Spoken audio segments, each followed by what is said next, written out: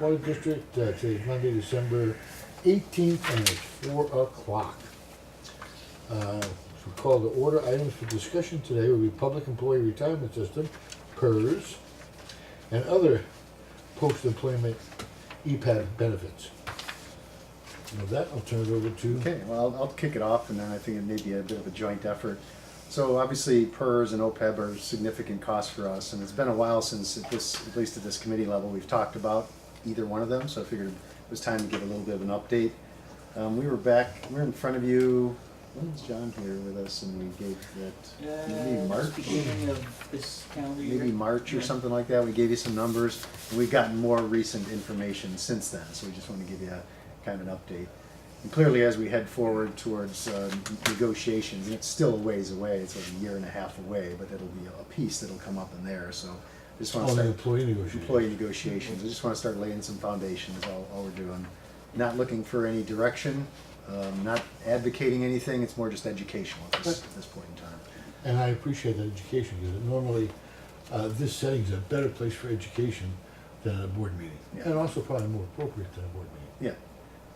My thought is, depending how this conversation goes here, some version of this will go to the board. Yeah, it has to. And we'll probably do some version to the staff as well, so I want all parties to hear, just kind of baseline information of where we're going.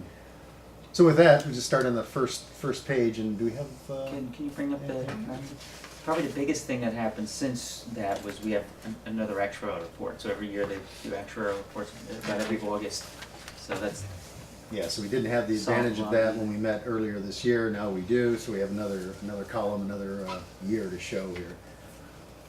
So one of the things we talk about in the PERS system is how well funded your program is. So that's what this chart is attempting to show. It shows by a fiscal year how well funded. So the bar charts show a couple of things. The total height of the bar shows our pension liability. The blue portion is how much we already have funded. So that's the good news, is that the vast percentage of our liability is funded. So that number at the bottom, the funded ratio, just shows you how much of the total height is the blue height. So blue is good. It'd be nice if blue was all the way to the top, but it's not. Well, that's going to be my question is, okay, so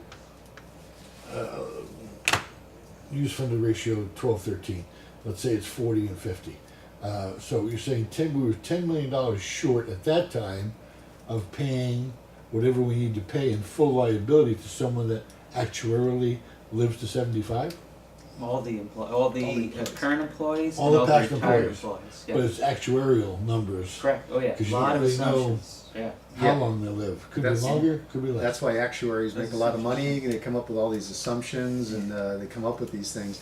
In my understanding, this is all the unfunded accrued liability, right? That's Yeah, what they break it up into two different calculations. One is for your current employees, active employees, and then one calculation's for retired employees. Right. You see it lumped together there. So for our active employees, this is the portion we should have put aside is just the amount for the time they've already served, I think. Correct. Yeah, they And then- don't make assumptions about how much Right. longer they'll serve. And then there's another piece that we'll get into in the subsequent slides. It's called the normal cost. That's how much additional you need to put in subsequent years to cover their service going forward for the employee. So this is kind of looking back for maybe retired employees or employees who are still here for the time they already served.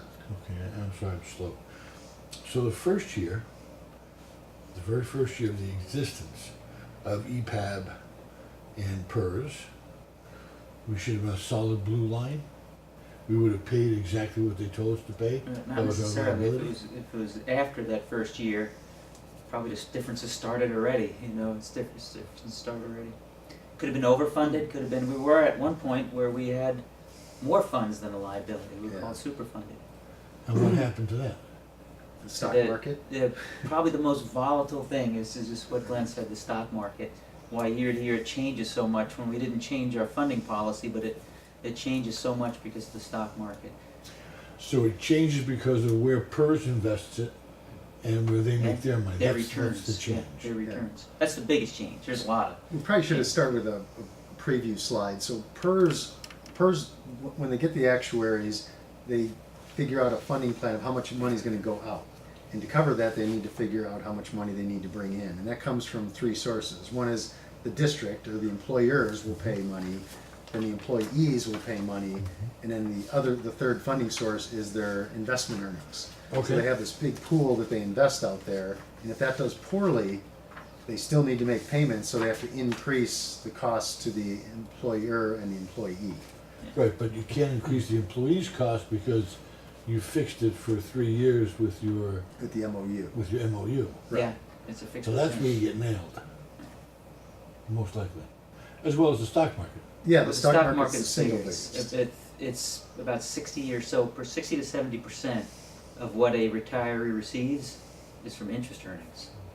So that's the biggest. Okay, so the stock market is big, so in future years, that's gonna get much smaller because the stock market is boom, ta-da-da, boom, boom, boom. And- That's the volatile part. You know, that's the one we can't predict. And that's what we're hoping to see. That's a So, technical term, right? yeah. Yeah, that's the technical term for it, I'm sorry. So if you look at the funding ratio on the bottom, so we were, at one point in time, we were 79, then we went up to 84%, and that was pretty good. And then the stock market didn't do too well, so our funding ratio started to go down. We were still making our minimum required contributions to PERS, so the employees were picking it, well, I don't know if the employees were yet, but the district was making its payment. So, in order to correct this in the future, we have to make a larger contribution, and the employee has to make a larger contribution in order to correct this. Yeah, and that's the part I don't want to, yes, and we're not trying to solve that today, but you're exactly Oh, but- right. but- Yeah, there's only it's gotta come there's from two somewhere. sources of money. Right, and the stock market. It's the Yeah. stock market, but So my hope is that you see that the funded ratio went down for 3 years, went from 84 down to 80, 80 down to 74. My guess is that funding ratio will go back up a little in response to the strong stock market. is Right, but the ratio is a lot more money in 15-16 than it was in 2013 in real dollars. In 2013, the difference was $10 million. In 15-16, the difference is 16, $17 million. It's, yes, the gap is growing. Yeah, You're right. Yeah. And I think right now it's about $17 million is Yes. the unfunded. The height of that orange bar is about $17 million. okay. That's somebody- what it was in If the you're, last at, actuarial. if you're at a conference and somebody asks you, what's your unfunded liability? That's what they're looking for. How big is that orange bar in your most recent year? And our answer is 17 million and change. It's like 17.2 million. Which is 26%. Yeah, 26% of the overall liability. It's just another. is the ideal situation to be zero, or is it actually more optimal to be, you know, somewhere you know, I mean, is there an optimal spot to fall into? I mean, or is the best situation to be zero? 0 Mhm. or overfunded, which means that your required contribution each year is going down further because your assets are generating So more there's no revenue. benefit to actually kind of letting some float out there unfunded. And I don't think so. No, that you can get some different answers from different analysts, but no, it's the more funded you are, the less your expenses going forward because they attribute more earnings to you. But it takes money to get that blue bar up. Right. So that's the downside. So being 25% unfunded, where does that sit us It's, with Valley Center's estimate of where we should be? it's about where the pool is. Yeah. We should be at 100%, in my opinion. You know, we would like to be at 100%. But what's happening with the I'm saying other water districts. Oh. with the big increases for the UAL, they're the unfunded portion now we're kind of paying it off like a loan, and I don't know how many years we have left, but it's like 28 years or 26 years. Theoretically, we're 100% then. So they're kind of doing it for us and saying, hey, make these payments now to get to 100%, but the market changes every year. And It's what crazy. they're saying is make these minimum payments now. Yeah, They're we not can saying always make maximum. more. We can always put more in there. Yeah. All right, and then in 26 years, if you make these payments, not only have you made up that, but you paid all the interest rates along the way. You really gotten buried. Yeah, Wow. yeah. It's kind of like you're. Mr. Snow? Do we currently have a board policy that caps what we will allow the unfunded liability to go to, either percentage wise or dollar wise? Yeah. do any water districts or public agencies that you know of, do they have any that says we will not, our policy is not to allow it to go under 25% unfunded, and at that point, we have an automatic increase into either our contribution or the employee's contribution to prevent that from happening? I'm not None that aware I of know any. of, none that I Yeah. know. A lot of this stuff. Would that be something that you would recommend as a finance guy? No, because it might just kill your cash position if you put in like an automatic thing. I think you should have a Certainly target. to consider it. Yeah, Yeah. a target is okay, but Yeah. not a mandate, not like you have to, Yeah. because of, And you do that in policies. A lot of times you give guidance in policies to give consideration to things. So, we're headed for the, as far as our contribution and the employee's contribution, we're stuck making the same thing next year as we did this year, according to the MOU. Yeah, we've got another slide Yeah. coming up that kind of Yeah, better but why don't we- addresses that. Okay. yeah, I'm let's go sorry. to the next slide, because Yeah. that may I'm help. sorry, no, this slide made sense to Oh. understand it. That Okay. makes sense, and I will be curious to see, because, 16 to 17 was a very good year for all things market. I mean, Yeah. you'd have to try really hard to lose money over this last year. What, when does the So there's report a come lag. out? Yeah. So when will we get the, August. okay, So we already have the one for 15, 16. There's a 2-year lag. yeah, And so next August we'll get the. yeah, yeah. And they So- actually did a really good job in the actual report that we had. That's where most of these numbers come from. Versus total pension cost. Project things out.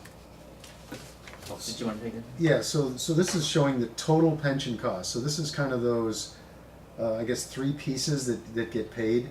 So this does not include the earnings that they get on their investments. So we actually have three pieces. There will be the unfunded accrued liability, so paying off that, what was the orange portion of the previous chart, which is now the blue bar at the bottom. We should probably change the color so Yeah, that, I like that, yeah. so we'll think about that. So the blue bar, and that's what the district picks up. And then there's a Well- district share. No, I'm sorry. Right. There's two major portions of your what you pay for your pension cost. One is what's called a normal cost.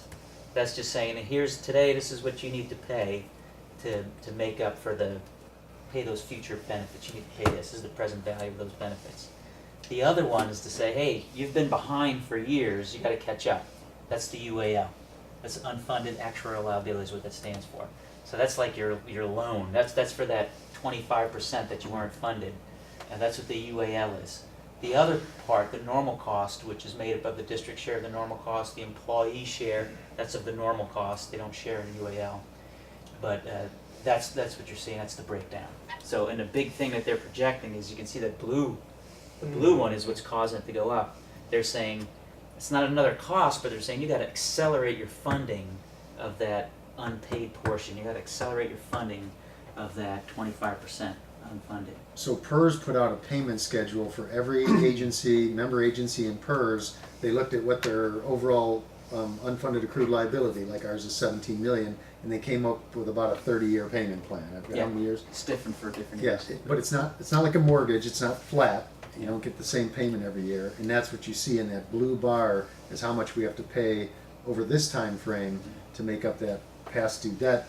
And this doesn't go all the way out to the end, does it? No. So I forget what year It'll it goes go out up and it'll go down. It goes it's another 25 years from now. So. So then PERS is making the assumption on their side that everything's going to stay even and that you're going to be able to pay this in 30 years, but should the market change or should anything else change, Changes and then then all of a throw sudden, that away. when we look at these ULA payments now, Right, next year when we look at their valuation report, they're going to be Right. different. right. Hopefully lower, but they're being a lot more conservative now, and they were obviously too Yeah. aggressive So before. in year 11, 12, is that when we were super funded? No, Yeah, that was early 2000s, I think, is when we were super funded. 2001. 2002, 2000. somewhere in Okay, there. so then what happened? We were super funded, Mm-hmm. and then we made some assumptions that were incorrect. We didn't pay enough. We increased our benefits. We went from one formula to a more expensive formula, Ah, okay. and then the market tanked. Yeah.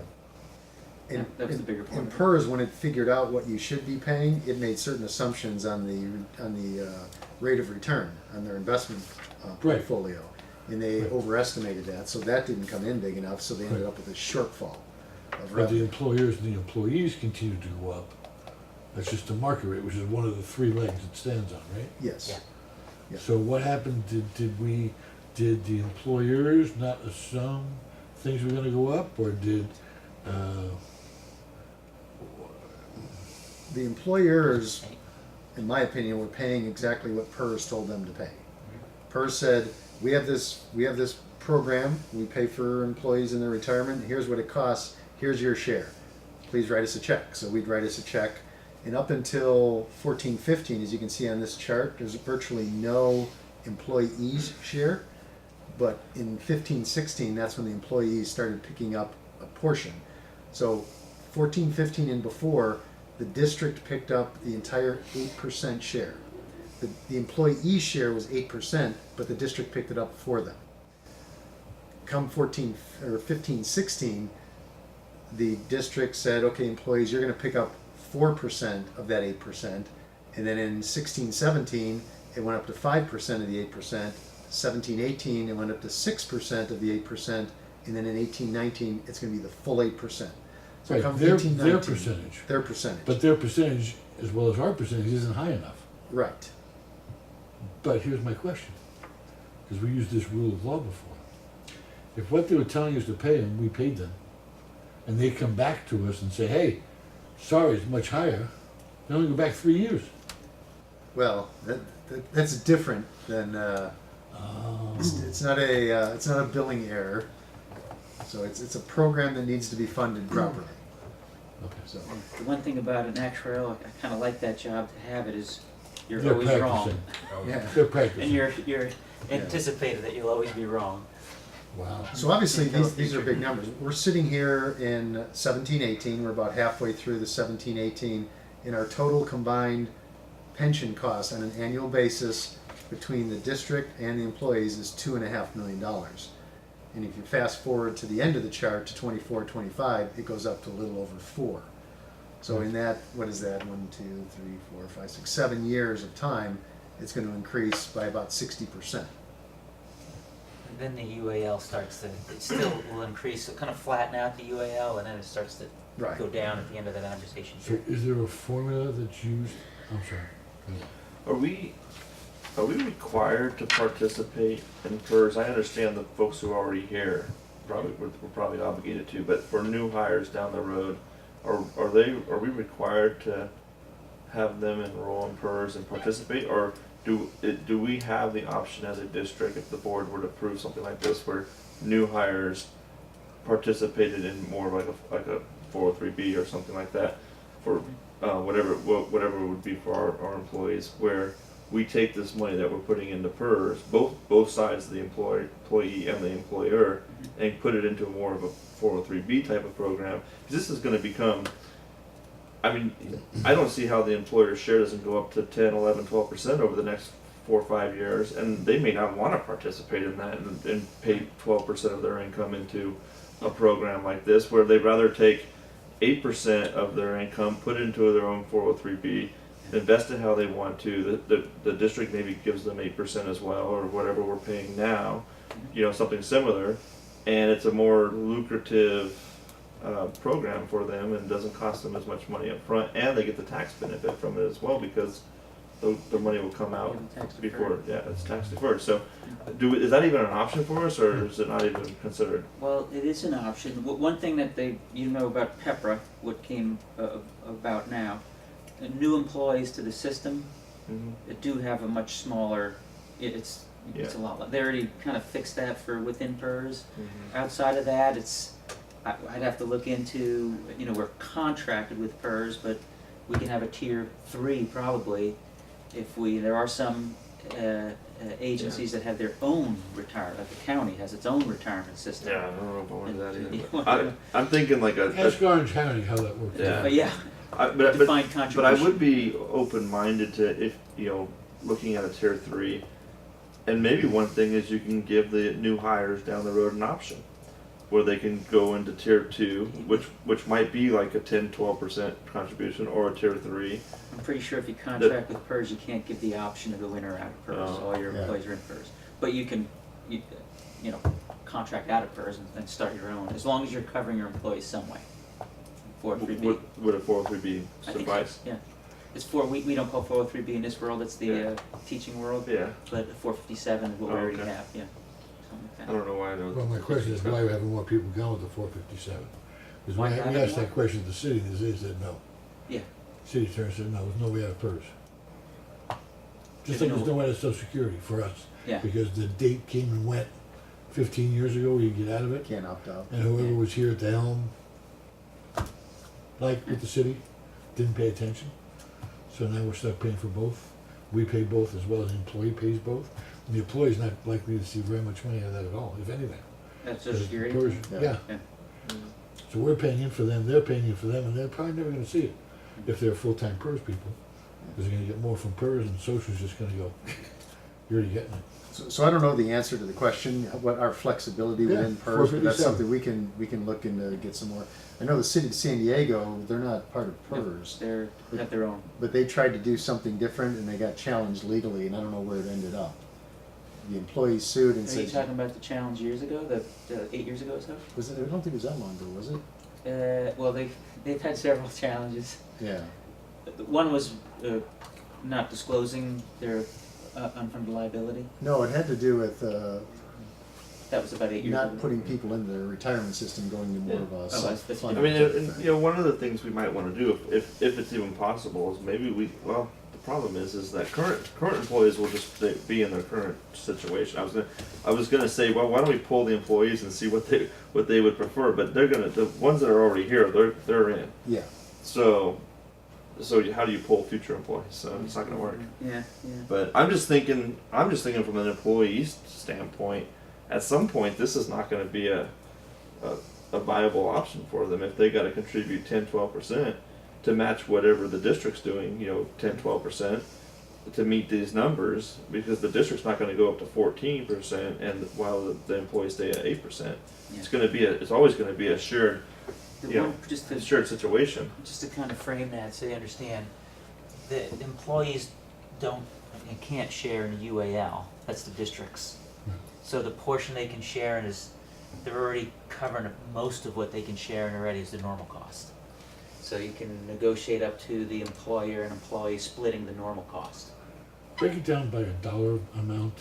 Every $100, how much is the Well, the employee share, how UAL much is our changes share? so much, but do we Well, the have that? UAL is the interest they earn, right? Is that a slide in there? well, According to the contract. it's on the MOU, slides, The UAL is like your loan or something, it's like a payment they get caught up, so. Interest. it's all the slides Kind that of. we went over before, But I'm not sure which slide my you're question is, talking with about. each employee, for instance, you say he makes $500 a week. He gets $500 a week. How much is he paying into the retirement? How much are we paying into his retirement? Yeah. So the normal cost is almost split down the middle, not quite split down the middle yet. Do I have one that shows percentage? I don't know if I have one that shows percentage right I now. don't think we have any $500 a week employees. Better use 1,000. Yeah. Use 1,000. So I believe the normal cost is like 13.5% right now, and the employee portion is 8%. But that's not the total. You add those two together, it's 13 versus 8? Yeah. 13 versus 8. So, and I've got that. So And then- 13.5 is the total? Or that's For our? the district. For 17, That's the 18? districts. That's the districts. Yeah, it's 12 point, for 17, 18, it's 12.7% is districts for the classic. Now, there's classic employees and there's Pepper employees, most of them are still classic. So 12.8, and then How much do they pay? is, actually, we're paying 14 because we're still picking up 2% of their 8%. So Wait, they're supposed to change. correct. But Next year it'll be the full, let's just go ahead to 18-19. In Yeah. 18-19, it'll be 13.4% is the district share of the normal cost, Okay? and then the employee share is 8%. Fortunately, the normal cost is small compared to the UAL payment. UAL payment will be about $1 million, 960,000 in 18-19, and normal cost is still more. The And total, the UAL is the catch-up cost. yeah, Yeah. correct. Yep, trying to catch up Catch from up from what we owe. your And unfunded portion. where does that money come from? That's all Other than the employer. same employer? It's all employer. It's all employer? Yep. Okay, so the employer has to play catch-up and pay that. Yeah. and plus they're paying 3.5%, 4.5% more than the employees for retirement income. Now, Right. That what the we said employee before gets. too is the market has a big, that can change a lot next year and all of a sudden our UAL is less, or it could be more if the market tanks. That's a pretty, the UAL is also volatile. Okay, and that really depends on if they place their money in the right place. Yeah, And they make And- money. and the, make and good the market, bucks you on know, how the market's doing. And do we have a way to track that? Do we know how they're doing? They And report we have a out, lot of financial whizzes here. yeah, I mean, you know whether or Yeah. not they're doing better this year than next year. yeah. Unfortunately, they don't, they report quarterly, their earnings, so we can Okay. get those, yeah, So we're 4 quarters into a new term, a new president, and the market going like that. yeah. Just out of curiosity, it'd be interesting to know what you perceive UAL. It should be doing. better than it was last It was. Oh, year it's gotta be. before. I mean, It is. It was approaching 20% one quarter, and it's just so Yeah. it changes like this. You know, it could be minus 3% one quarter, and it's like 20% another quarter, and we've been hovering between I Go think by the year. probably 10 and So 15. for a long time, PERS made an assumption on the rate of return of 7.75%. Right. They're trying over a 3-year period to get it down to 7%.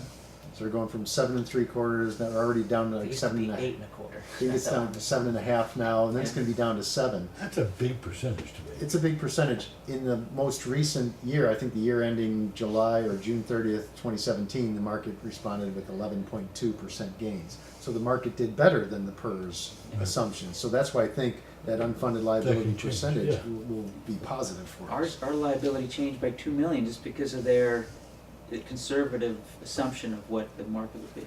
But it behooves us to get it paid down just like a mortgage. Yeah. As fast as possible because you're paying all that interest and Right. carrying charges. Yeah, because they treat it like a debt. They say, Vallecitos, you owe us $17 million, and we're going to charge you it's about 7.5% on that over time. Okay. So if the district were to come into any kind of a windfall of cash and was wondering where to put it, that's a place that we may want to consider where to put it. Wherever that windfall may be. Unless we keep spending it at meetings. We won't do that. Find out if there's water underground or not. Just watering. I give you millions. Oh, okay. So, okay, any more questions on this slide? Because we have more. Oh, good. That's very interesting. Thank you very much. So Seriously. this is year by year, and if you go, whoever's controlling, go to the next slide, please. This is a little hard to read, but what this does is compare each year to the year before it. So what's It's the just change? year over year. What's the change year over year? So here we are in 17-18. We're paying about almost $250,000 more this year for PERS than we did the previous year. Yeah. Combined between the city, between the district and the employees, we're paying just under $250,000 more this year. Because the unfunded accrued liability went up, the Yeah. normal costs went up, The all the required PERS funding costs. went up. They're requiring us to fund it quicker. Yeah, so all these costs are going up. So the reason we put this together is to show the committee on an annual basis, how much different is it than a year before? And So to me, what happened in 15-16? 15, 16 16 is, that's when the employees were picked up 4%. They used to pick up 0 of that 8%. So in 15-16, they picked up half of what they Right. technically the maximum they could pick up from the employee's share. And then in the next 3 years, they'll pick up the remaining 4%. So in 16-17, they'll pick up 1 more percent, 17-18 another percent, and then 18-19 they'll pick up the last 2%. and if I may, in 13, 14, the smaller areas is when PEPRA kicked in. And all of a sudden, those employees automatically had to pick up half. Roughly, they estimate it, but roughly half of The the new employees. cost. Yeah. And that keeps on growing, the Yeah. number of Well, the PEPRA. new employees paid 8%, and we still pay 13%, right? That's for classic. Yeah, The PEPRA bulk employees, of our it's employees. less. PEPRA's is different. For all the new ones. Yeah. The new to the, so if we went out and New got to it- PERS, correct, new to person. not new to the district. And right now, it's about 15% of our employees, so it's not an insignificant number. So you're not Pepper. And I am not Pepper, I'm Classic. We know you're classic. Thank you. So, but that number will only grow We as should we have go, had this meeting a year ago. as we only go forward. Yeah. So, we should have got that guy off the street, not a public employee. yeah, That's right. Just kidding. that's right. That's, we joked around at Aqua too, what can you do to increase your turnover? But in some of those years, it doesn't really matter to the retirement system, but it matters to our overall budget. Didn't we take away with the right hand and then give it to him with the left hand? Not sure what you mean. Well, you mean like one-time offsets, raised Oh, we do offsets, some of offsets? Well, the, one time offset, so. And how much was that offset? Can't remember, 0.5, 1, 0.5, 2, and and 1. 3%. What is it again? 0.5, 0.5, and 1.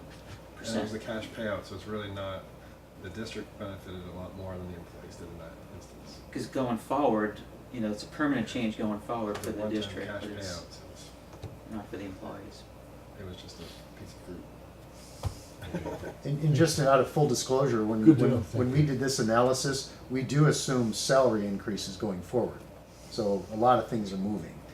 What do you assume salary increases to be other than cost of living?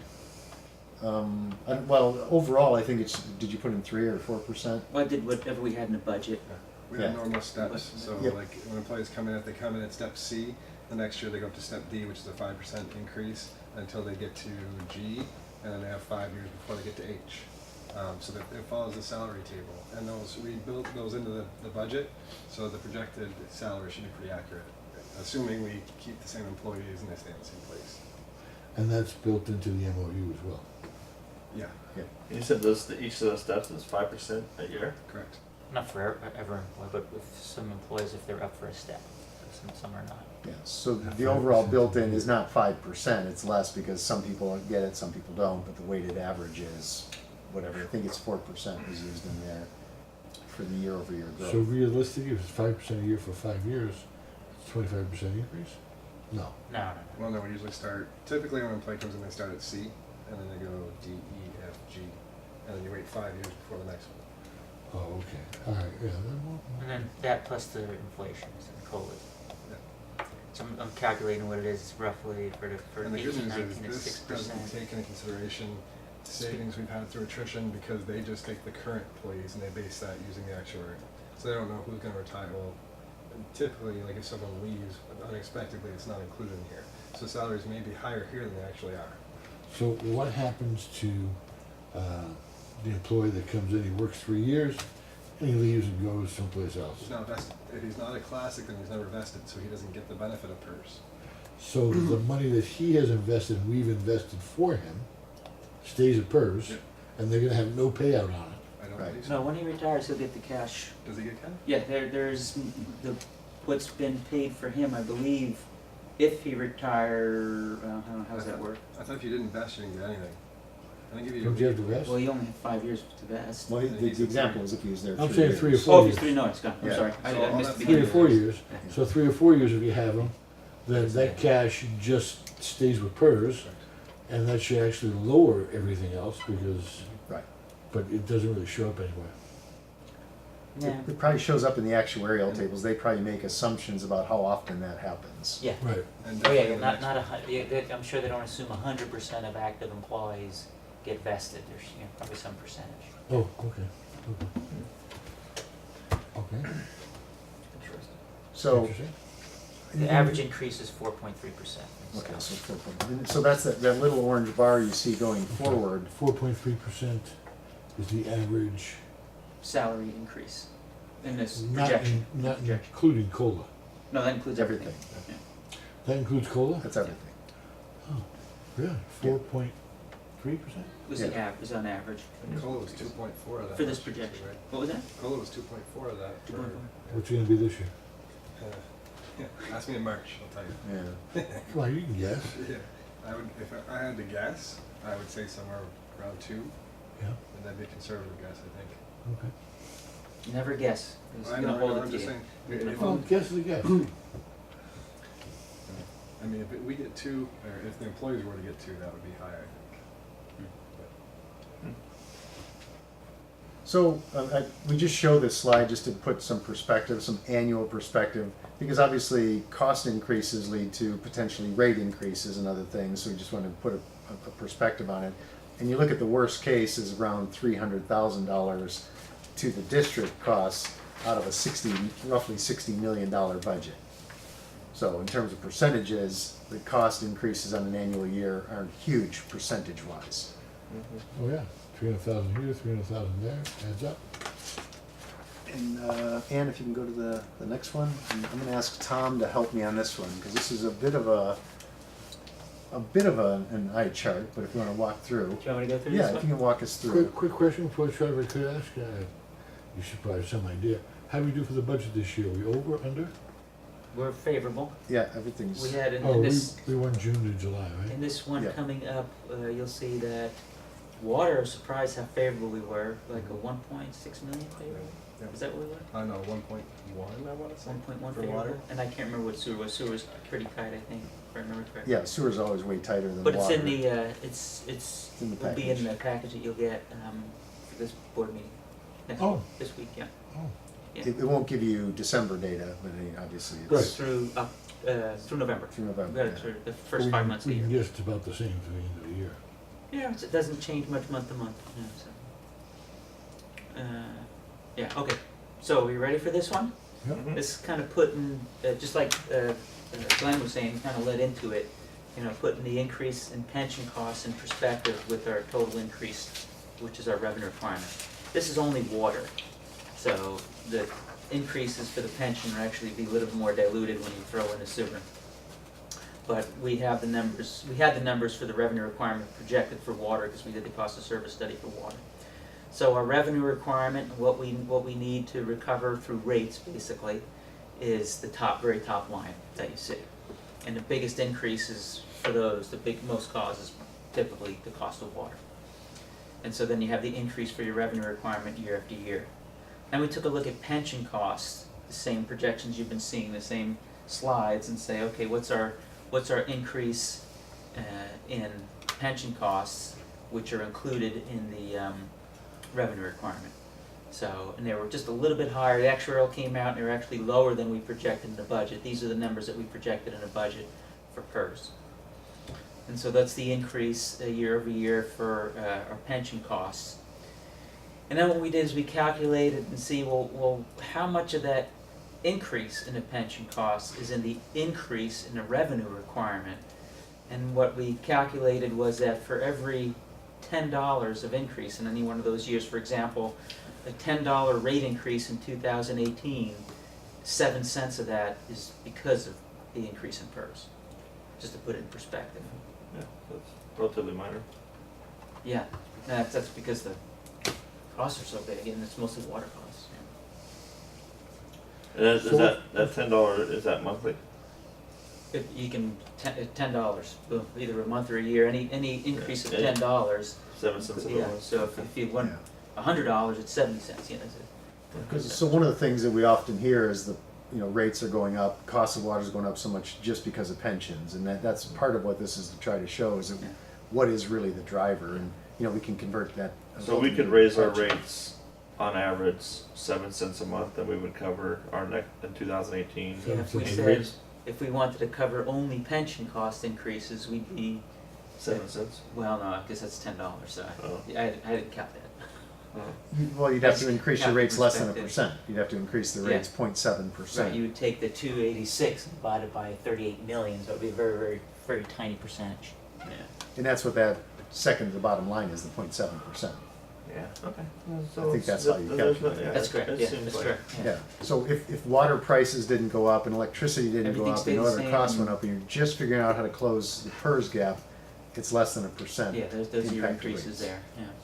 Those are your increases. Well, on our water prices, I know the water we get from desal is the same. The water we get from Liebenheim, doesn't that stay the same, or is that No. contractual changing No, all every year? those change. The rate of change for desal is less because mostly every component of desal is 2.5%. A lot of it's debt service, a lot of it's return on equity, and they already scheduled it out to be 2.5. The biggest unknown is power costs. So because the power costs were so high, it went up like cost of desal went up for 3.1% or so, a little bit more than 3% last time. Scheduled to go down a little bit, maybe less than 2.5% next time, which is good. And then Liebenhain water tracks with Water Authority water because it really is raw Water Authority water. and only 80% of the treatment costs from water authority, so that's going up too. But Lebanon does it raw, they treat it.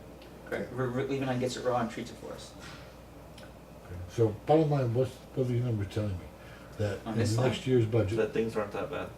next year's budget, Yeah, is we the, need to increase the budget, we need to increase water rates. How Well, much? well, we don't know yet. yeah, but, these are just projections here, so, but you see that second line is the increase in our revenue requirement. So we need to raise that much more water, that much more revenue. So Director Martin, the board already approved a 2-year rate increase, so next year we don't Yeah, have we're to good through do anything. 2019. 2020, but by 2020, these are only projections, so we'll have to see, you know, when we redo the cost of service study, see where we're at. So these are conservative projections. Why the big jump from 2019 to 2020 and then back down in 22? Which one? Well, see, it goes from 230 to 398 to 393 to 173. Like, why are those 2 years so bad compared to the other years? Probably because the increase in the UAL is a bubble. It goes like the UAL goes like that and goes down. But But the UAL will change I know. by I think I know why. Because that 2020 is calendar year, so that 173 might be understated because we didn't have a full calendar year to project. That might be it. Yeah. Oh, and 2022. Excuse me. 2022. 2022 We didn't is, have a, yeah. What I probably should have done is chop that one off and just go to 2021 because I didn't have numbers for 2022. I didn't have full numbers for calendar year. So if we have an increase in 18 of $286,000, and how many paying customers do we have in the district? 22,000. 25? So if we 22. spread that 286 to the customers that we have, it's more than, I mean, it's pretty significant. Am I doing that right, or am I missing something? Well, well, that'd be, if you're what do looking you at it get? So annually, $10, About 11 something. $11 per year. Oh, okay. That'd be Okay. per year. you may, that's Oh, what- yeah. Okay, so it's a buck a month. Yeah, it's $1 a month. So to answer your question, I know we don't have to do it next year because those numbers are already locked in. But if we were just going to increase rates to cover just this pension piece of it, it's Right. $1 a month on average. Like, That's Right. probably Just the the pension, ballpark. but that's not, but that's not everything else, but just the pension. Right. So and that would be an election year. So I think we were trying to get away from that and that didn't happen. Just to mention. yeah, well, we'll have that debate when the time comes. Oh, yeah. Okay, want to go to the next Sure. next slide? So this is the, so we just, Now we're yeah, going to OPEB. that was now. PERS, pension. this is OPEB, which stands for Other Post-Employment Benefits, which is basically medical coverage for former district employees up until they reach 65, Right? which has been discontinued in 2013. Yeah. So employees hired after 2013 No are hires not after. eligible for OPEB, so that's good. We've limited the exposure going forward. Not eligible at all. Not eligible at all. So I Not don't benefit from it. I So don't- in 2012, tell me about the benefits that they got.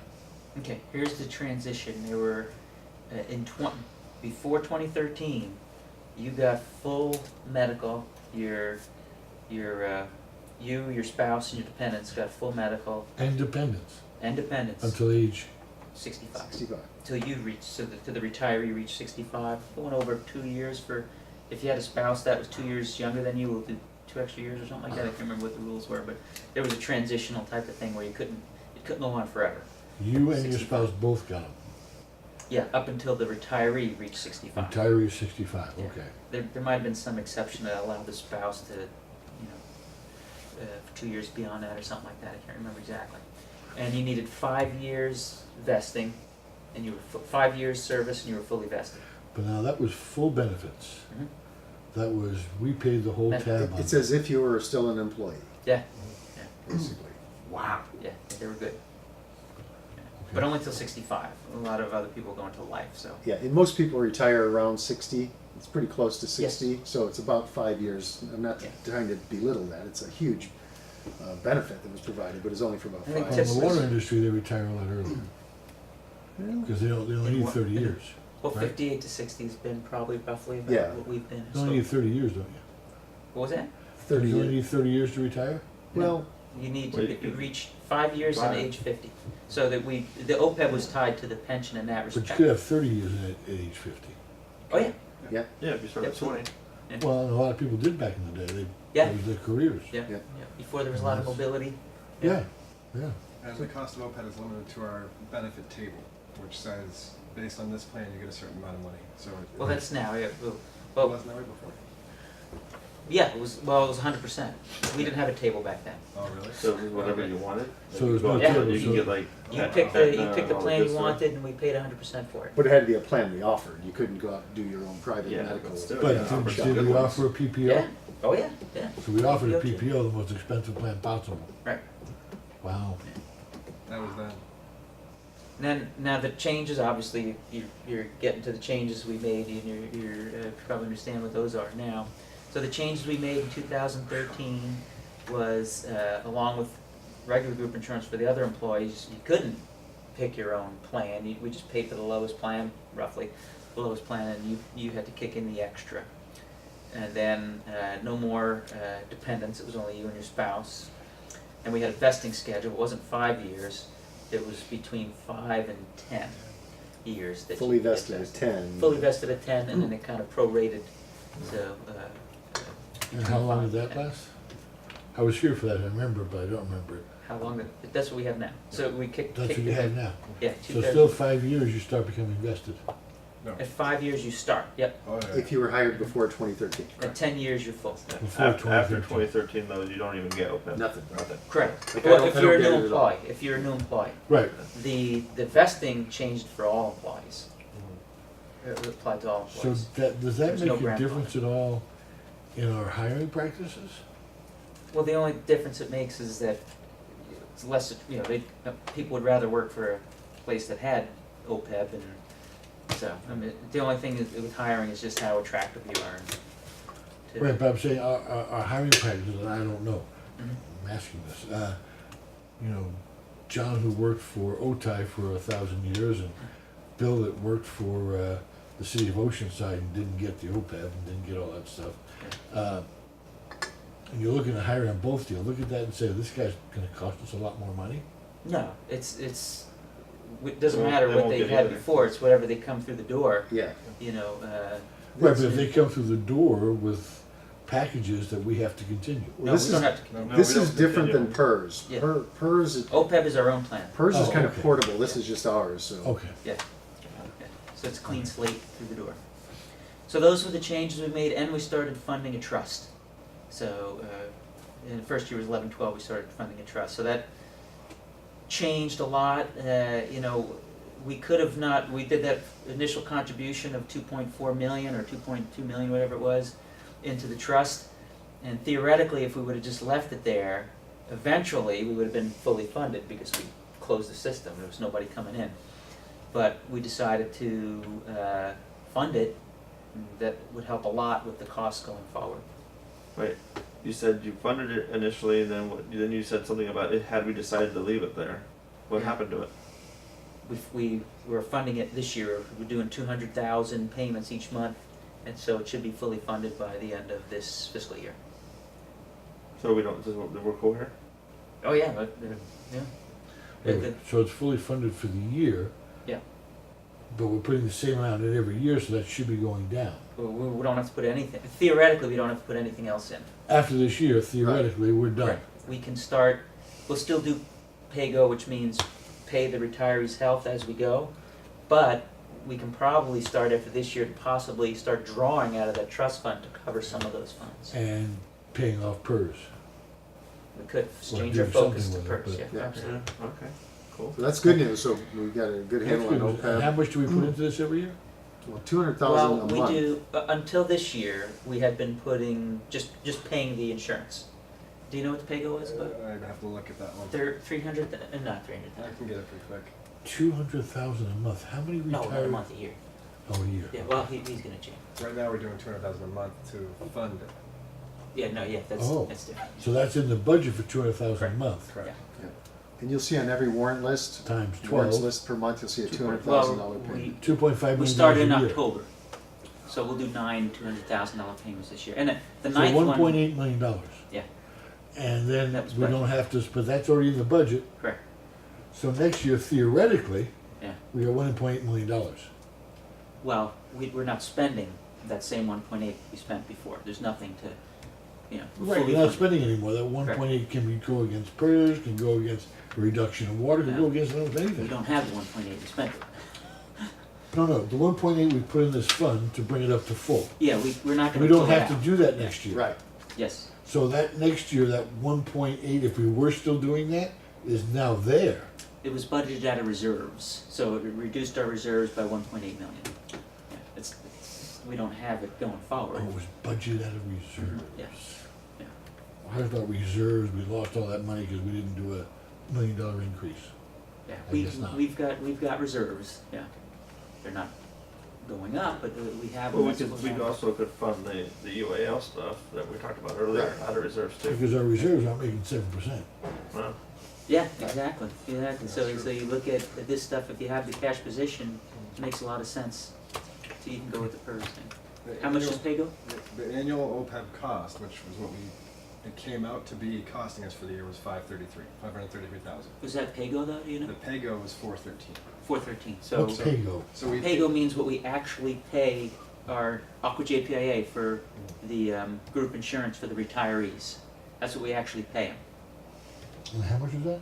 $413,000. A year. Correct. Yeah, that's what it That was. was 2013. Yeah, 2017. Do you know how many 17. employees that is? It was all of them? 20. Yeah, how many are out there still active, haven't died yet? I thought I had Yeah, this I can tell somewhere. you from the budget too. Oh, haven't turned 65 yet, right? Right, 65. For Yeah, 65 it's they between lose. retirement date and age 65. Right, so how many can there be that have retired that haven't I hit 65 have- yet? Wow, that can't be right. It's nuts. Oh no, I'm looking at the wrong Yeah, year. we I'm had- looking at. we I had don't three- have we it. 3 retirements just last year, right? Like it's between 10 and 20, you know, usually. And it's gonna, you're gonna see it, you know, Yeah. dwindle as we don't have new employees at OPEB. I was gonna say, we only have 100 employees, so. Yeah, it's between 10 and 20, but yeah, So about 20 is what we're paying for? less than that. I think 20 it's somewhere with between health 10 and 20. I benefits? don't know exactly. Yeah. Health benefit. Oh, you know, I don't have the. It would But be that in health our- benefit could be a PPO still, if that's what they had at the time. Yeah, So if they we were. have 28 retirees. Okay, so we're paying for 28 retirees. Yeah. Some are PPO. If they Because that's what retired they were. before 2013, but those are probably very few because then, you know, They were aged out, or getting close. very to- soon you won't have any of those. All the employees. Right, so in the your- price is going down. Right. Well, We have the 12 they're PPOs. hitting 65 soon. 12?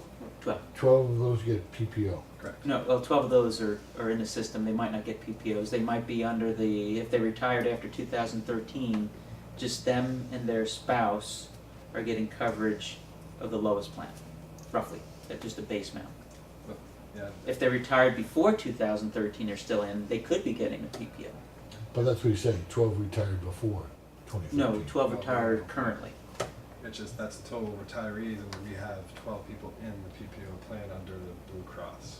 Well, yeah. Oh, you 12 employees, you mean If active it's a- employees? Yeah, I mean, if it's an option. Oh, we do you're have 12. Oh, I'm sorry, I thought you were saying total is 12. No, No, 28. total is 28. Oh, 28 okay. is I missed total, you. and Yeah. 12 of those 28 have PPO. Yes. Correct. So the higher. And how much is the PPO? So we want to tell it? No, just kidding. I'm 15, just 15. curious. My monthly premium for, this is for a couple, let's go, single is $816 for the PPO. Oh, that's not too bad. Was it compared to Kaiser, the lowest one is like 500 or 538. 538 compared to 800 compared to 538? And a couple is $1663 for the PPO. Double? And the family is $2235 for the PPO. How does the family compare PPO to the 1506 for Kaiser. How much? 1506. Compared to 23, Yeah, 2235. so about almost 50% more. But some of those, I'm guessing, 2013, they retired, they shouldn't have kids that are still getting it because they're over 26, 26. 24, whatever the number is. 26. Very few probably have family. You don't have that number, do you? How many in I family? think- Is it We have zero PPO family. 0 PPO family? Correct. Okay, so they're all either single or married. Yep, we have, looks like 9 couple and 3 single.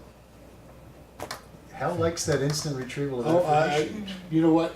Only because everyone always impresses me on how much money we're saving by computers, and up until he gives me numbers Yeah. here at this You meeting, don't see do it. I understand that it works? Yeah. Because usually I ask for something, it's like, that was a year ago. It's a button on a computer, if you know how to use a computer, I guess, which I don't. So, but that's awesome. Thank you. That answers a whole lot of questions there. And now, is there any other OPEB benefits that we have out there?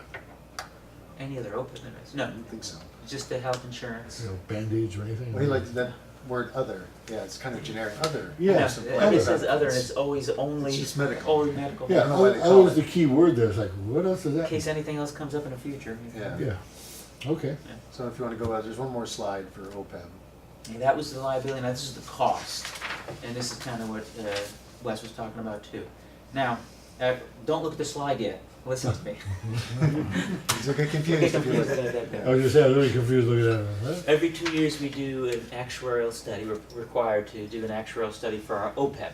Kind of like they do for pension, we have to do it for our OPEB costs. And we ask them, they only have to do 2 years, so we know what to put on our balance sheet. But we ask them, hey, do a 5-year projection. So there's 5 years. That first set of blue lines you see, that was from the 2009-10 OPEB projection before we cut the benefits on this and made those changes. Oh, So you can see how unsustainable that the cost was. It was just Oh. going up to Yeah, over $1 million.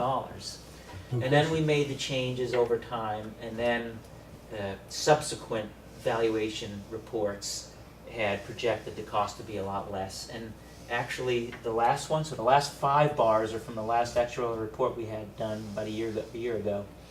And it assumed we're not fully funded.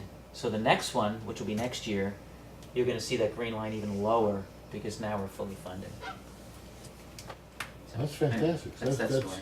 money that we're making this year, that 1.8 million. Money that We're we're making saving. this year, Yep, that, out of rates, we're making that to Yeah. pay for that. Next year, we're still gonna make that same money Yeah. out of rates, and we don't have to pay for that anymore. So it's, we have to 1.9 evaluate our pounds. cash position if it's there. whatever you do, just don't tell Jim Hernandez that, please.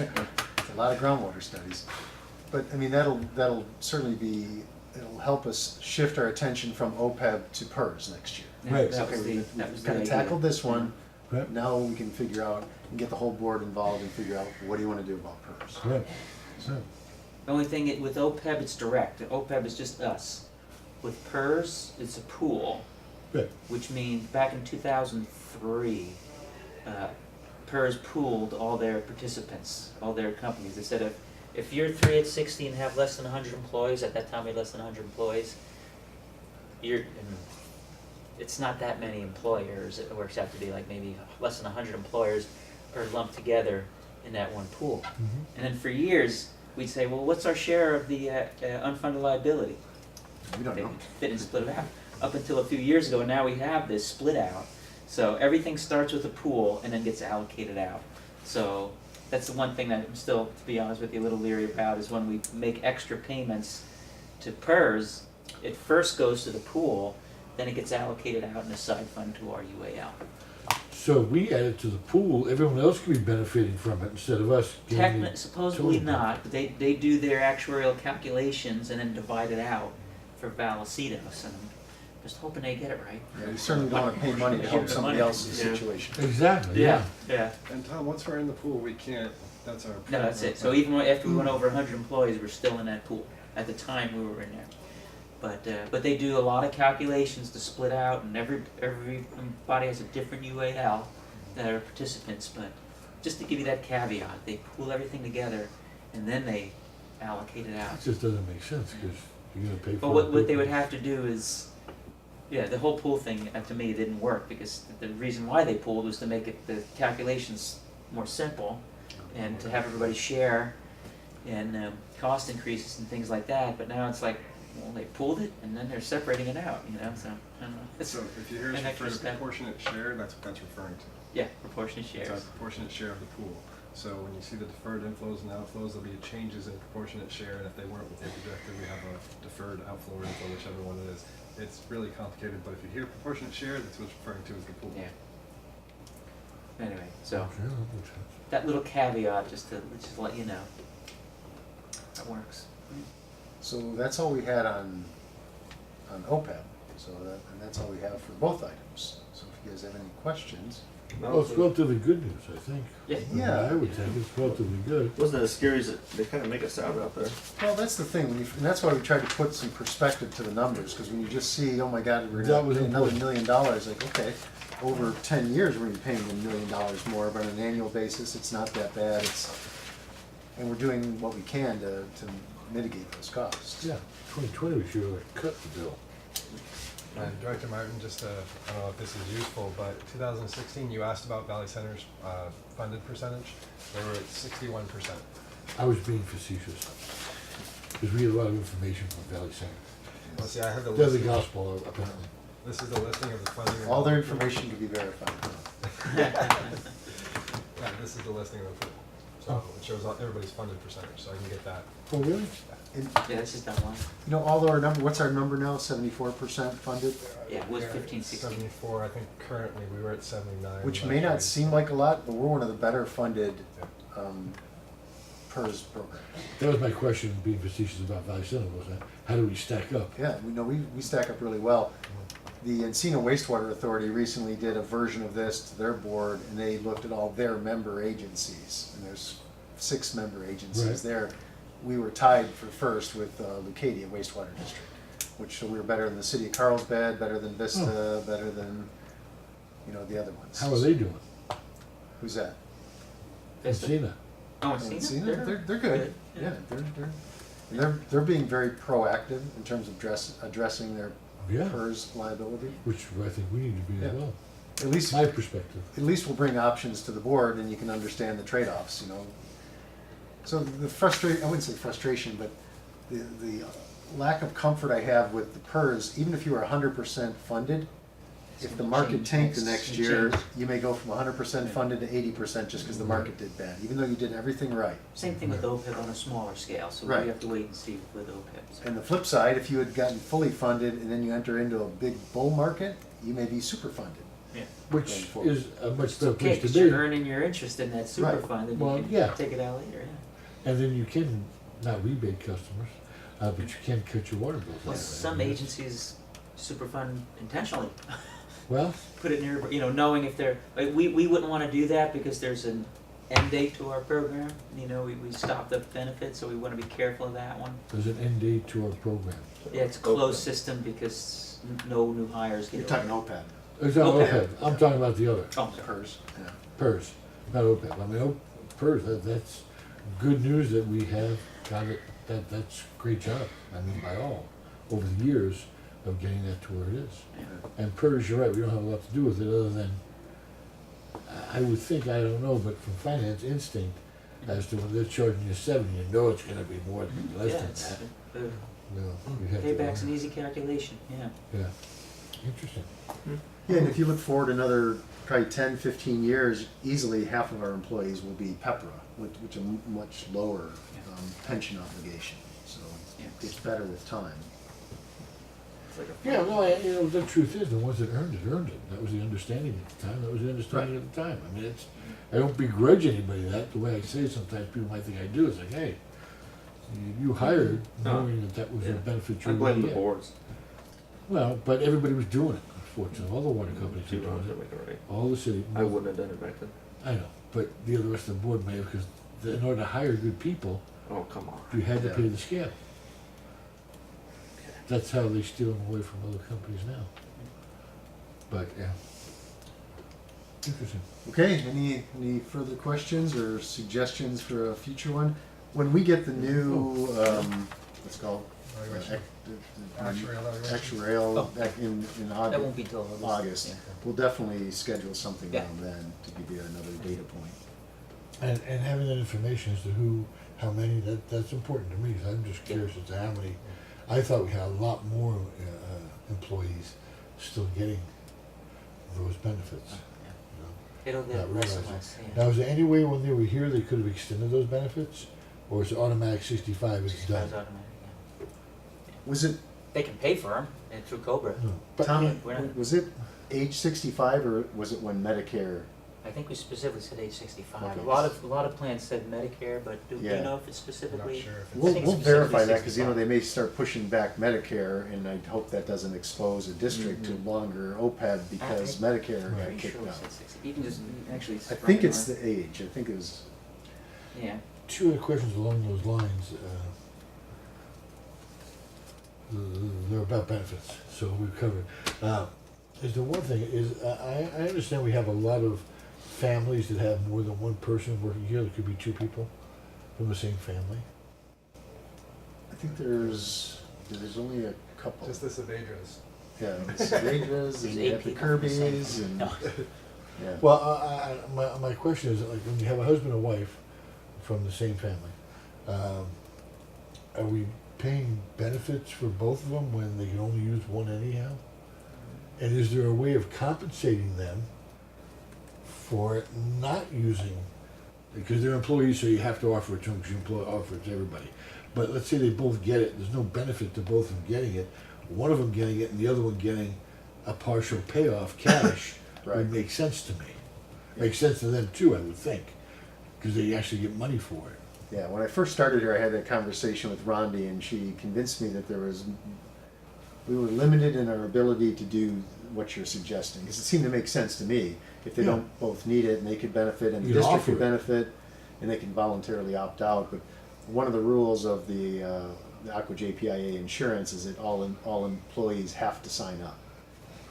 So, To get but our to get the rate. favorable rate. But under what plan do they need to sign up? It may be what you're getting at. So Right, they may not because be able Aqua GPI has different plans. Right, so they may not be able to totally opt out, but they could sign up as a single as opposed to a family. And they have that new plan out there that's doing exactly what I'm talking about.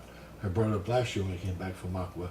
Right. Didn't get any traction, but if it was me and my wife working someplace, when I was married, obviously, I would have jumped all over that. Yeah. Because it's a wasted plan, and yet it's costing money here, Yeah, where they could take $500 or $300 or whatever, a home extra a month. I mean, and Aqua does offer that plan. I yeah. know they do. Well, I'll have that conversation with Rondi again as we go JPIA. forward. JPIA, I got a bad feeling the other day at the meeting. JPIA is our friend. They're an insurance company, but they really work for us. Yeah. It's not like Prudential Right. or Allstate. And I think that was painted in the wrong light the other day, completely. So I'm just bringing that up because I think we're part of JPIA. Yeah. Anyhow, that's all I have to say. I shouldn't Your let that Simone? No, I'm good. All good? All right, well, thank you guys for coming in, and thank you. Oh, thank you. Very informative. I've been here 5 years, the most informed I've been on it. I was informed with the city on it, and it's basically the same thing, but water's always slightly different for some reason. Yeah. Any Nope. suggestions, if we took a version of this to the board, any suggestions for changes or additions? I think, in my opinion, I think that the board does. I mean, I think it's good to show, like, you know, have all your data and everything to show, and you know, kind of show your work. But like, where the light bulb went off for me is when you got to equate it to just real life situations. Well, how is it going to impact the customer on Yeah. a monthly basis? Right. So if it's 70 cents, if it's equivalent to 70 cents a month on a bill or something, then just tell us. Doesn't mean we're going to actually do it. Right. But at least that's how most people who Yeah. are not finance people, who are not, you know, doing this for a living, that's all we really want to know is, like, how's it going to impact us, but how's it also going to impact our customers? Yeah, put context and Yeah. perspective to the numbers. Well, it's kind of like using ROI. I mean, that brings it down. Yeah, it costs $3 million, but it's going to save us $2. We're up $1 million. Yeah, That tells the whole story in a nutshell. And you bring those numbers down to the dollars and cents, Yeah. that tells the whole story. What are we really looking at here? right.